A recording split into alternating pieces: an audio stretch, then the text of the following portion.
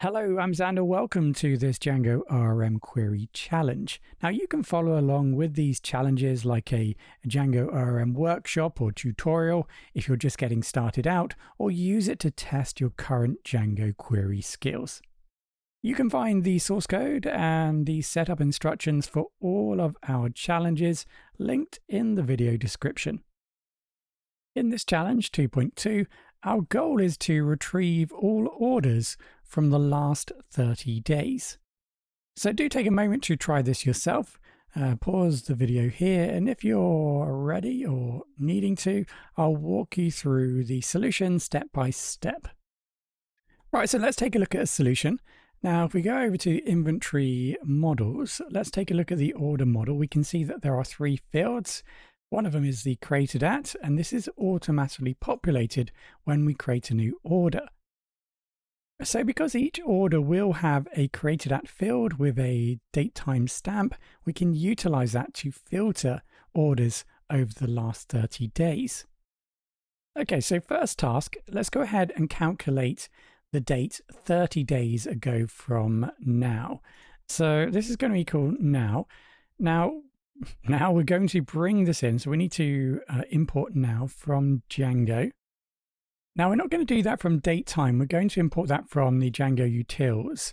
And that just means that this is going to be a time zone aware function, which is important if your project uses time zone support. And it's going to play nicely with Django's datetime field queries. Okay, so now it's going to provide us the current date and time. And of course, what we need to do is minus 30 days from that point. So time delta, and then set the days equals 30. So that combined with now is going to return the date and time 30 days from as and when this is initiated. In the source code, you will find that all the imports have already been created, but from the date time, we're going to import time delta. Now, time delta is a class from Python's built-in datetime module. It represents the difference between two dates or times, like a duration. So this is a really handy tool for scheduling tasks, setting expiration times, or calculating durations or deadlines. So we can now use that timestamp to filter our orders. So let's go ahead and do that. Order equals order objects, and then let's run a filter. So we're going to need to filter the created at field in the order model, and we're going to use greater than or equal to equals the 30 days ago. So here we're building a query. We're querying, the order table, looking for all records where created at is greater than or equal to our calculated date. So in other words, give me all the orders created in the last 30 days. So this approach is dynamic, it can be accurate, and keeps your query up to date. So every time it's run, it reflects the last 30-day window. Right, so let's go over to our localhost 8080 docs, and let's have a look at challenge 2. We execute, and we can see that we don't return any orders.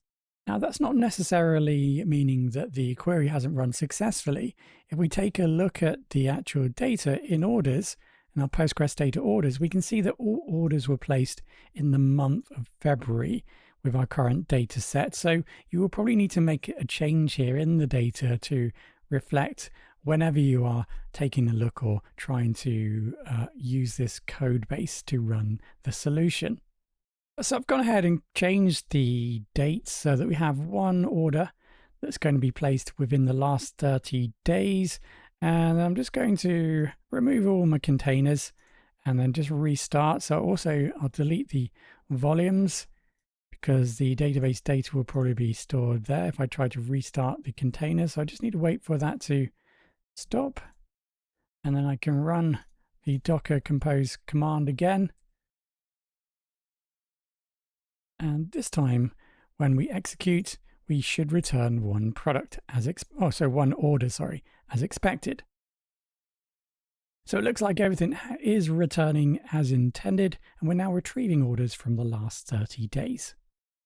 Now, if you're looking for more challenges like this one, then do check out our Django ORM Query Freeview YouTube playlist. Now, if you're ready to master all the skills behind these queries, then do take a look at our Django ORM Mastery course. It's designed to take you from the ground up. Now, all the links to the playlist and course is in the video description. Don't forget to like and subscribe to the channel for weekly promotions, discounts, and Udemy course giveaways.